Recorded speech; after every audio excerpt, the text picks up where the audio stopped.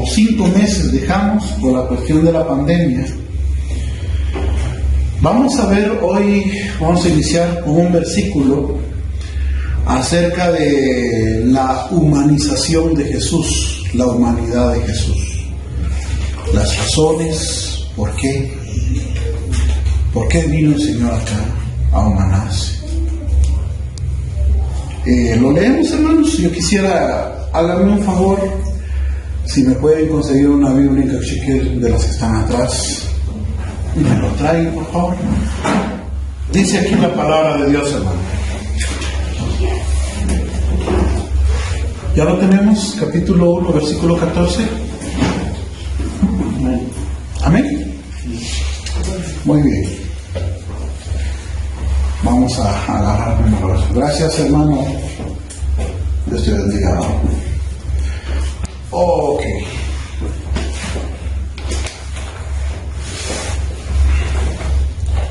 Muy bien. Tengo las dos versiones. La versión en cachiquel es una versión muy hermosa.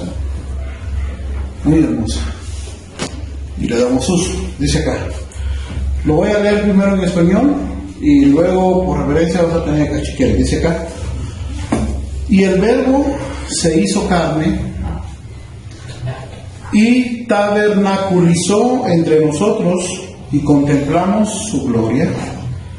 Gloria como la del unigénito del Padre, lleno de gracia y de verdad. Juan testifica acerca de él y ha clamado diciendo: este es aquel de quien yo he dicho, el que viene después de mí es antes que mí, porque era primero que yo. De su plenitud todos recibimos gracia tras gracia, porque la ley fue dada por medio de Moisés, la gracia y la verdad se hicieron realidad por medio de Jesucristo. Nadie ha visto jamás a Dios, el unigénito Dios que está en el seno del Padre, nos lo ha dado a conocer. Maravilloso Dios, gracias te damos en esta mañana por permitirnos una vez más, Señor, estar en este lugar. Te hemos cantado, te hemos alabado, Señor, y en esta mañana, Señor, queremos meditar un momento en tu palabra. Ayúdanos a meditar en ella y a retener tu palabra, Señor. Que tu palabra sea nuestra prioridad siempre, Señor, en el nombre de Jesús. Amén. Muy bien, hermanos. Quiero hablar acerca de la venida de Jesús, la primera venida de Jesús.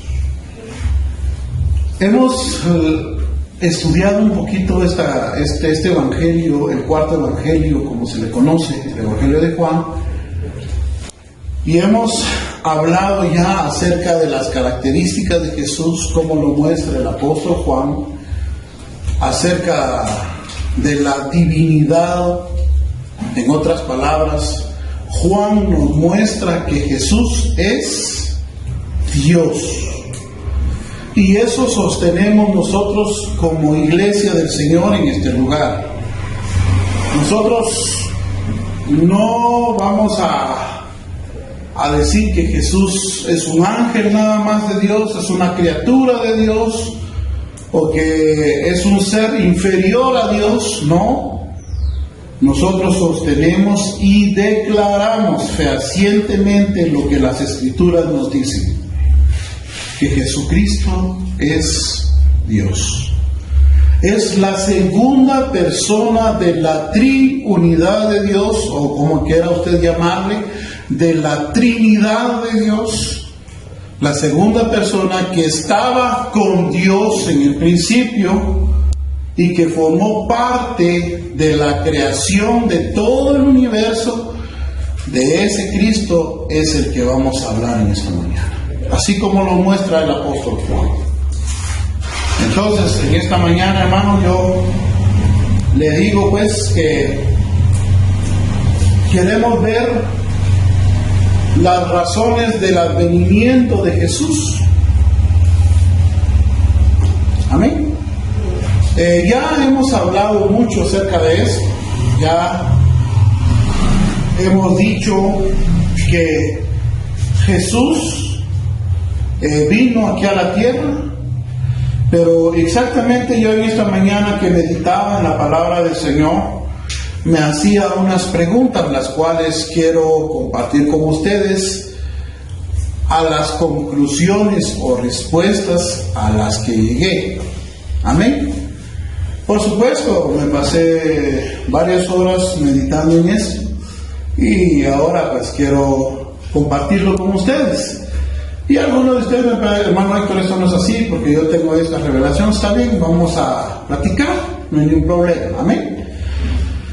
En primer lugar, dice en el versículo 14, el Verbo se hizo carne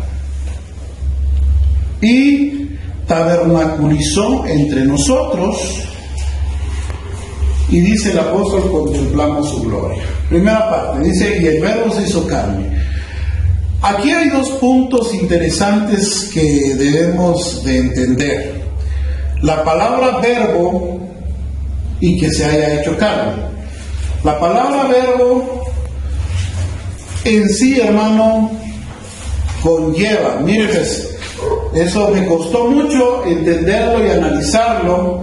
Gracias a Dios que entre mis maestros que tuve a nuestro hermano Tim Carey, que él es el que nos dio la enseñanza acerca de exactamente qué es lo que significa la palabra verbo en el pensamiento del apóstol Juan. Por un lado, el título que se le aplica a Jesús en cuanto a la palabra verbo tiene que ver con esto, pues, con dos facetas. Uno, la primera parte es que Jesús es el único que puede mostrarnos la esencia de Dios, la exactitud de lo que Dios es. Eso es lo que significa para la palabra verbo. ¿Qué llevaba en la mente el apóstol Juan cuando dice que Jesús era el verbo de Dios? Una de las cosas que él quería y estaba tratando de enseñar en ese momento es que Jesús es el ser que nos muestra exactamente tal y cual es Dios. Amén. Por un lado. Por otro lado, en la palabra verbo tiene que ver con que nosotros podamos entender exactamente qué es Dios. En la persona de Jesús, nosotros los seres humanos podemos entender quién es Dios. Jesús, por un lado, aunque Dios había hablado en el pasado, en el Antiguo Testamento, habló muchas veces, como lo dice Hebreos capítulo 1 en adelante. Dice la palabra de Dios ahí que Dios, habiendo hablado muchas veces, en muchos tiempos, en diferentes tiempos, le habló al pueblo de Israel. En la versión dice a los padres, pero utilizó profetas grandes en el Antiguo Testamento, como hemos venido leyendo las Escrituras, a Moisés, a Isaías, a Jeremías, a Ezequiel, a Daniel, a grandes profetas, a Abraham, a David. Fueron grandes hombres de Dios estos que predicaron y profetizaron en el Antiguo Testamento.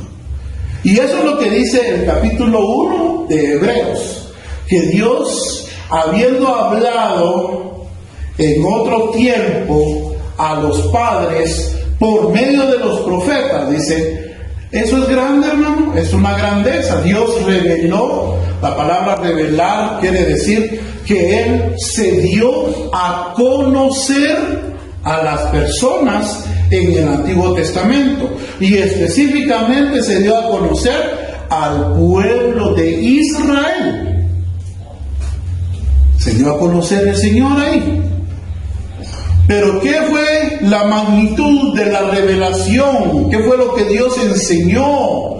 ¿Será que hubo algún profeta, por grande que haya sido, tal vez como Moisés, que haya podido contemplar la gloria de Dios y exactamente entender lo que hay en la mente de Dios o en los planes maravillosos de Dios en la calidad como es Jesús? No, porque si bien hubo grandeza en estos profetas del Antiguo Testamento, solamente ellos, oigan esto, solamente ellos hablaban lo que Dios decía, o lo que Dios ponía en su corazón, y eso es en el ámbito terrenal. Pero con Jesús no pasa eso. Con Jesús no pasa eso. ¿Jesús de dónde viene, Armando? Cuando vino la primera vez, ¿de dónde venía Él? Del cielo. ¿Dónde estaba Él? ¿Ah? ¿Dónde? Antes de que creara el mundo, ¿dónde estaba Él? Juan 1:1 dice que estaba ¿con quién? Con Dios. Estaba junto a Dios, estaba ante Dios.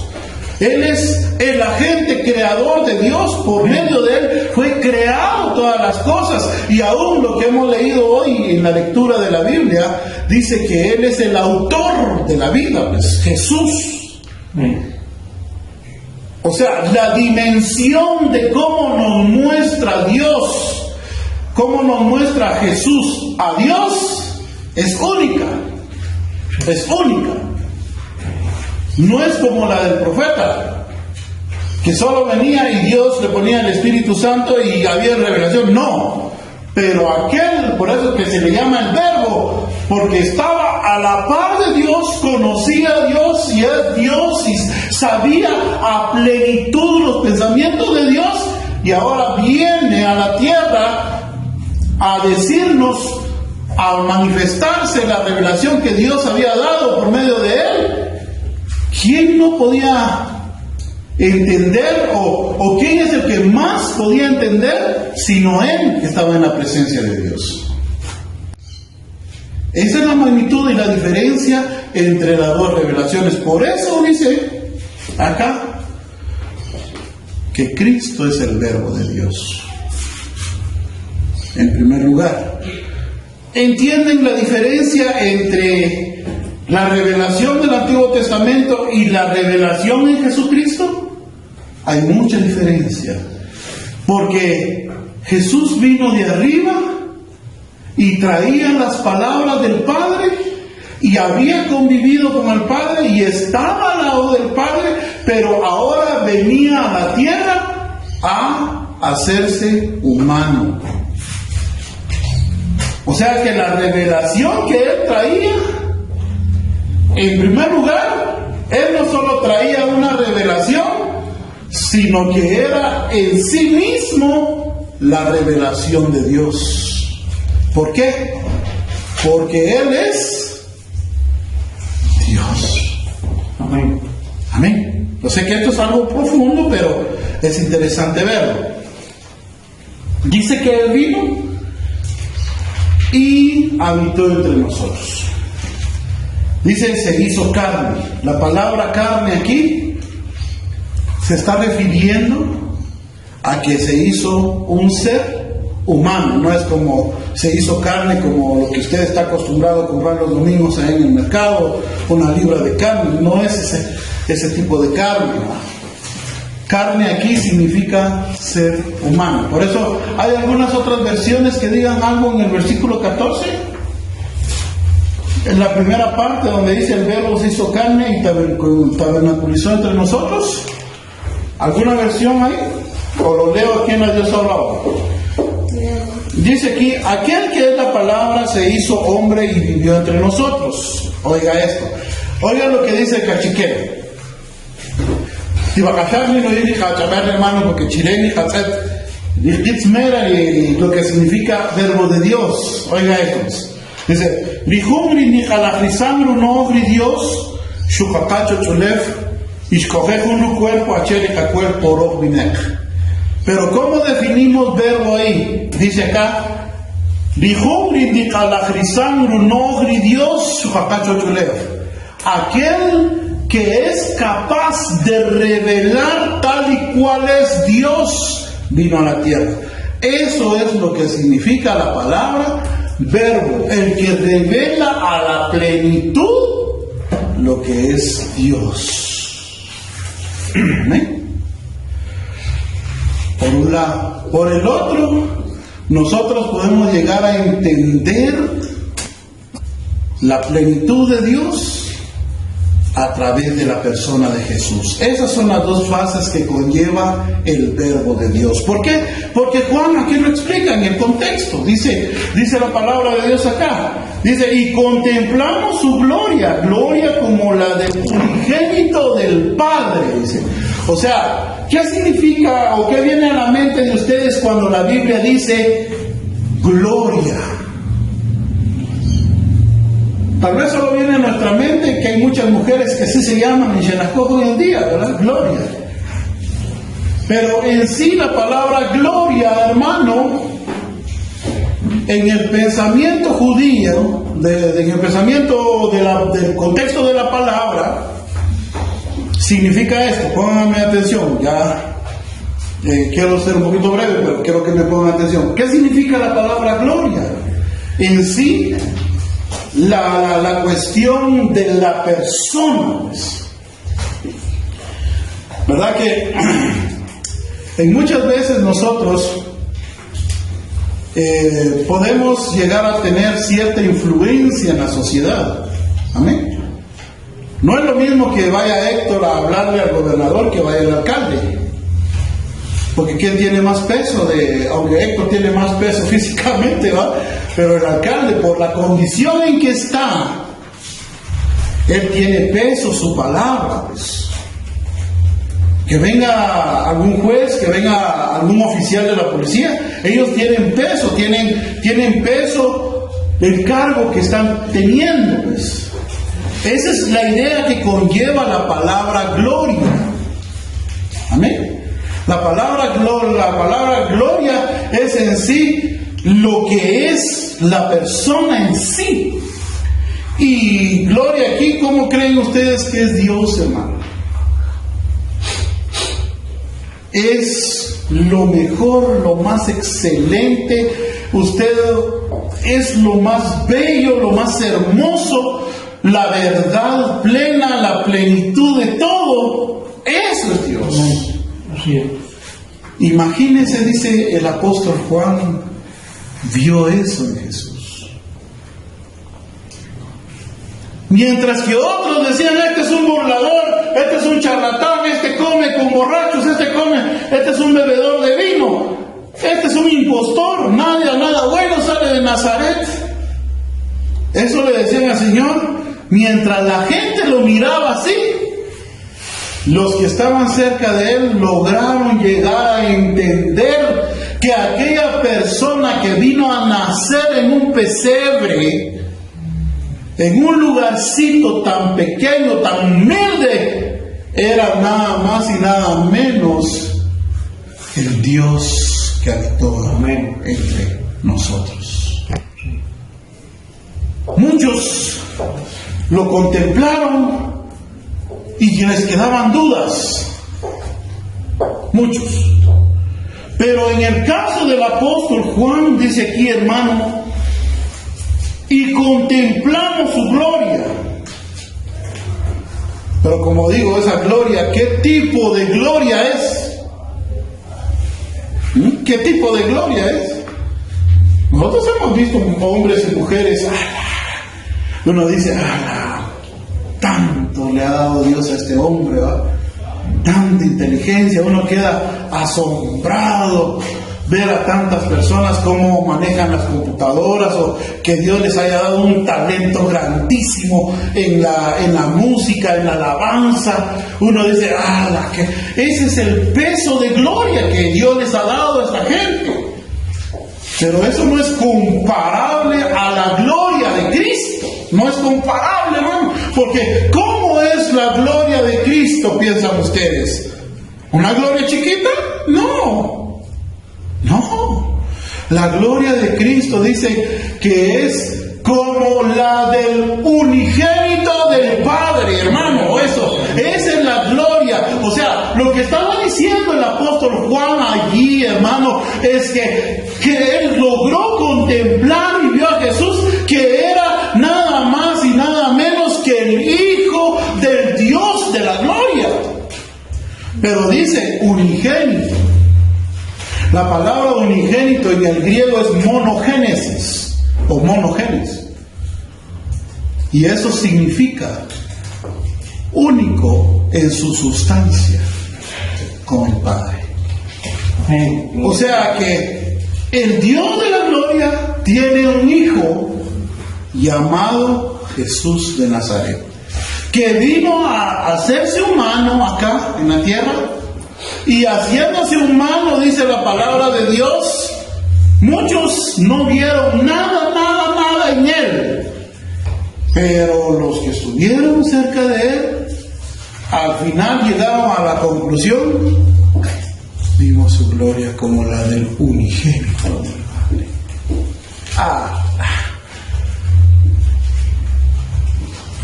Por eso es que a Juan y a Pedro, hermano, no les costaba predicar ante estos judíos, como leímos en el Hecho de los Apóstoles, ¿verdad? Ya vamos a leer un poquito más adelante que a ellos los metían a la cárcel, hermano, por predicar. Pero ¿quién no va a predicar si conoce al unigénito del Padre glorioso, hermano? ¿Quién? Si ellos estaban plenamente convencidos de que al que habían servido, al que habían amado, al que habían adorado, era nada más y nada menos al Cristo de la gloria. Y estaban convencidos que era Él, unigénito del Padre. Tal vez en el pensamiento de los judíos, en el Antiguo Testamento, tal vez creían en un solo Dios. En un solo Dios. Pero cuando este Dios se vino a manifestar en la tierra, tuvieron que hacer reformas a su teología, pues.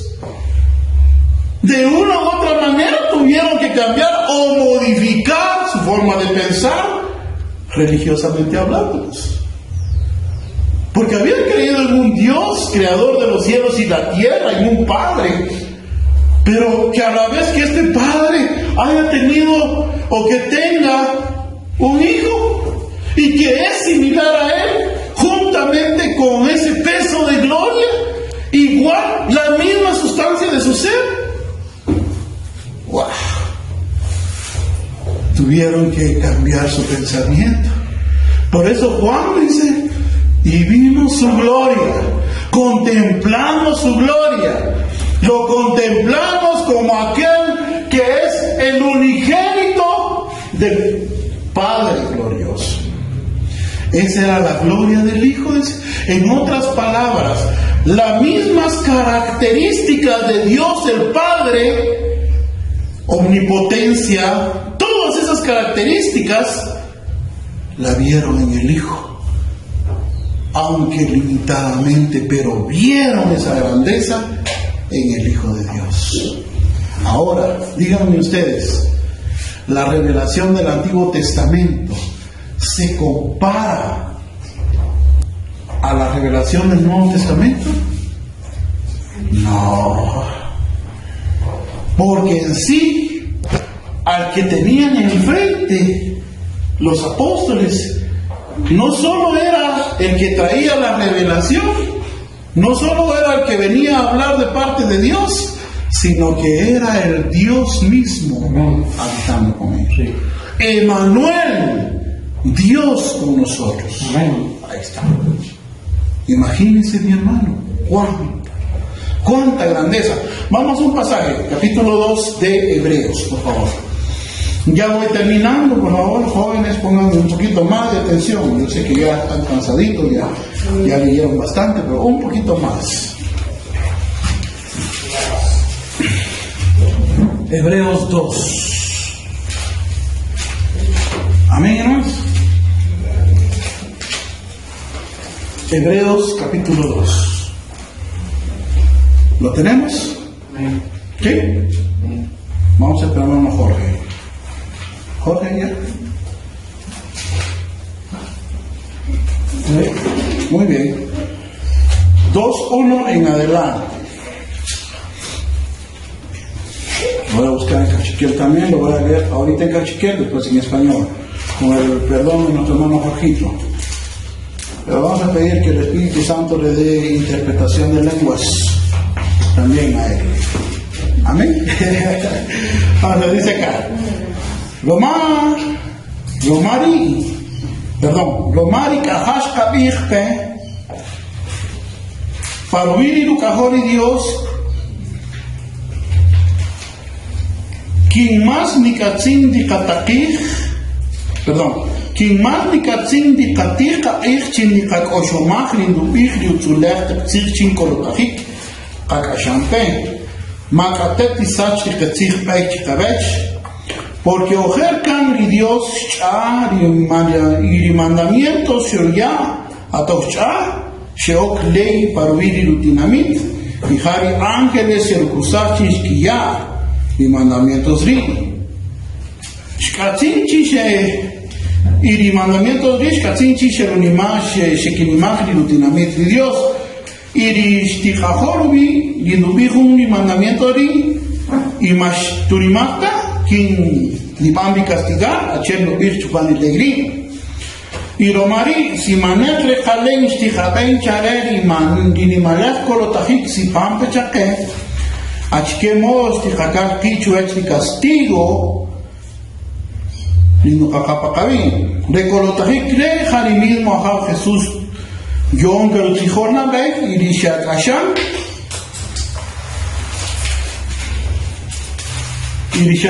dichi esquiaro tijor chaque y recolotají cree quien que sirvi queriste calajín porque Dios su calajizá quien ni malarte decretar chucar ni malarte cachique. Muy bien.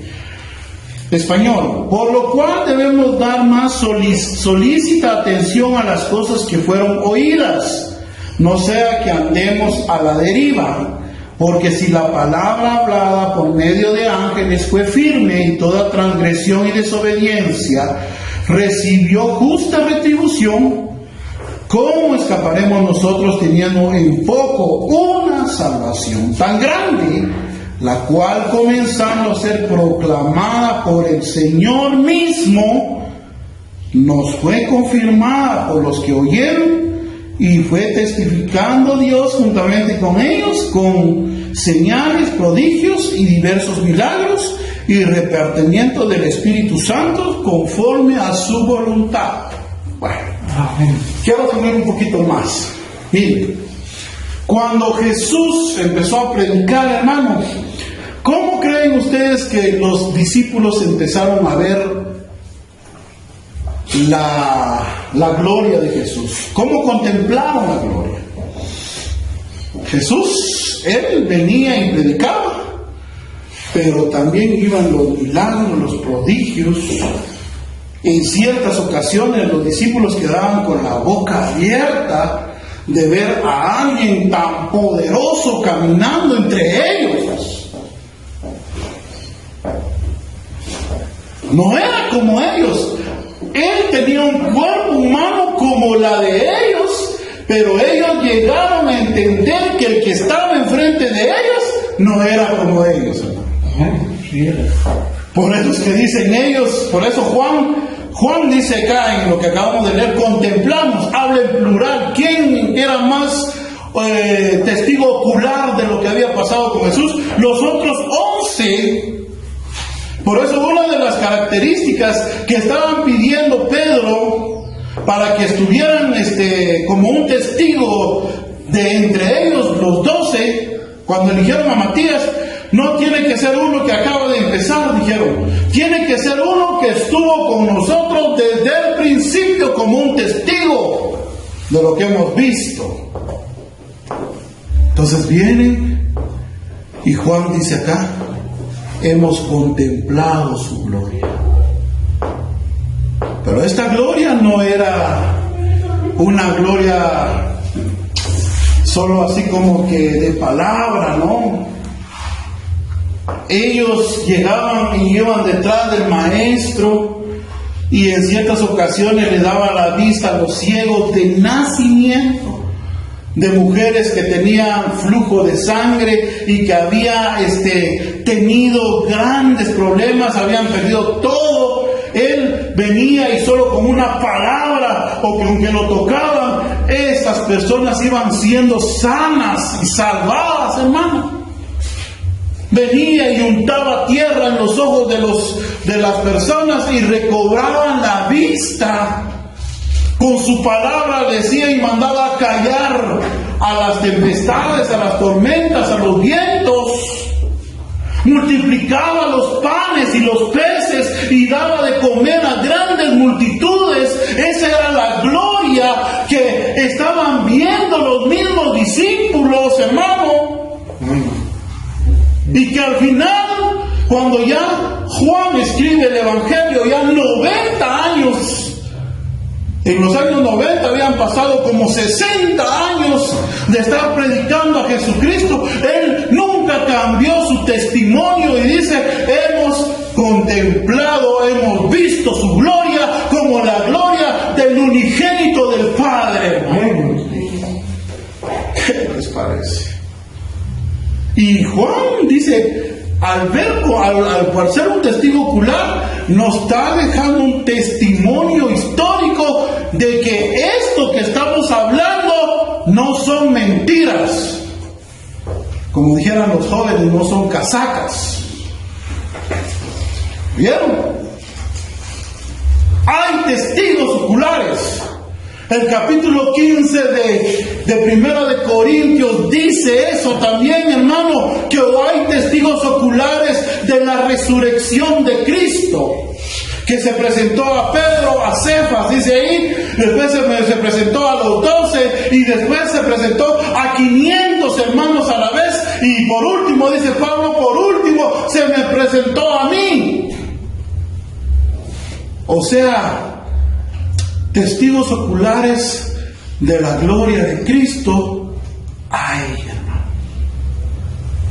Y lo más maravilloso de que nos deja el apóstol Pablo acá, y en la cual nosotros podemos confiar en esta mañana, hermano, es que tenemos a un Cristo que vive y permanece para siempre, que se ha ido al cielo, pero que prontamente volverá, como nosotros lo hemos cantado en esta mañana.